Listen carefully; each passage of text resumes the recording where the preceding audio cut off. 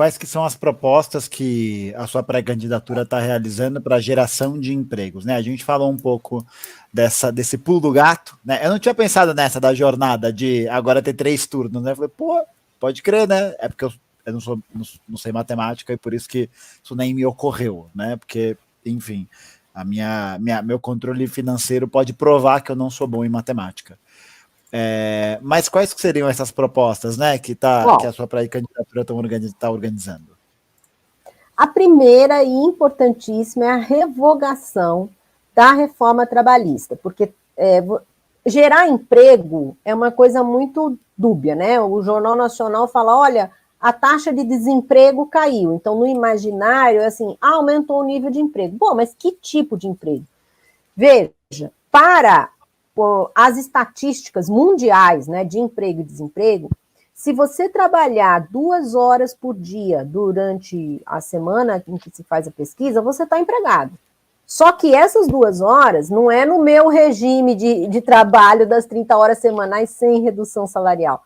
É assim, olha, eu fiz um bolo e fui vender no ponto de ônibus. Então você está ocupado, você não é desempregado. Você fez bolo e foi vender no... Não é isso que a gente está falando, né, gente? Nós estamos falando de emprego formal, com direitos, com remuneração compatível.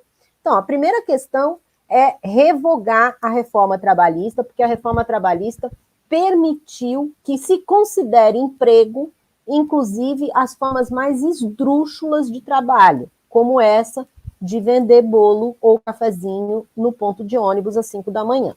Então, primeira coisa, revogar a reforma trabalhista. A segunda questão, ampliar os serviços públicos com servidores públicos. Existem várias áreas, na saúde principalmente, mas em diversas outras áreas do setor público, que quem está trabalhando são as OS, são empresas privadas, teoricamente sem fins lucrativos, que recebem dinheiro do governo, o governo passa o recurso para estas empresas, e estas empresas são, na verdade, uns intermediadores de mão de obra, né? São intermediadores dos servidores. Esses servidores, eles não são servidores públicos, eles são servidores privados, têm jornadas de trabalho incompatível, não tem plano de carreira, podem ser demitidos a qualquer momento.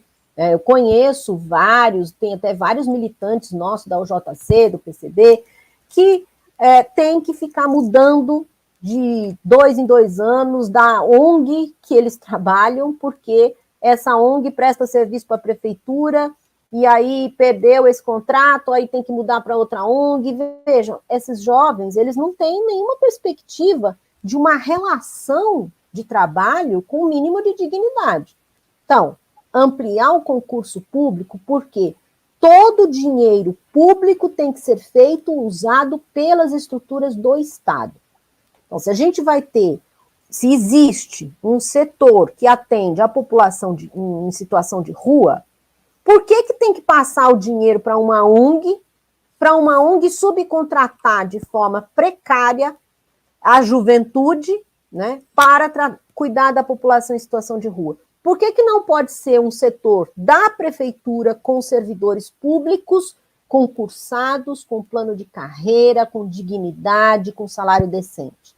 É isso que nós defendemos, em todas as áreas, principalmente na assistência social e na saúde. E detalhe, os estados, os municípios e o próprio governo federal estão querendo estender esse sistema de contratação para a área da educação pública, o que significa que os professores e as professoras, os atendentes, os trabalhadores, que muitos hoje já são terceirizados, vão ser totalmente terceirizados, né? Então, vai ser um monte de gente na área da educação com contratos precários com estas pseudo-ONGs, né? Porque essas ONGs têm donos, esses donos lucram, eles vivem do dinheiro público. Então, essa é outra medida. Redução da jornada de trabalho, como eu já falei, e a reforma agrária. A reforma agrária talvez não atinja o seu público no sentido de que não vai ampliar o trabalho para eles, mas imaginem, se você faz uma ampla reforma agrária, a quantidade de pessoas que estarão trabalhando no campo, na agricultura familiar, se amplia de forma gigantesca. A gente não só gera, aí não é o caso do emprego formal, mas a gente gera trabalho para estas pessoas que querem e gostam desse trabalho.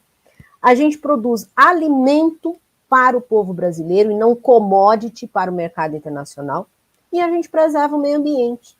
Olha aqui, não é uma boa luta? Pô, não é bom a gente... Não, é isso, gente... é o como da alegria, né? É isso. E é isso que a gente tem que fazer, entendeu? Tem que pensar nessas lutas, né? E colocar esta pauta em movimentação. Eu acho que esse é o importante da nossa pré-campanha, dos nossos pré-candidatos e candidatas que estão pelo Brasil todo levantando essas questões.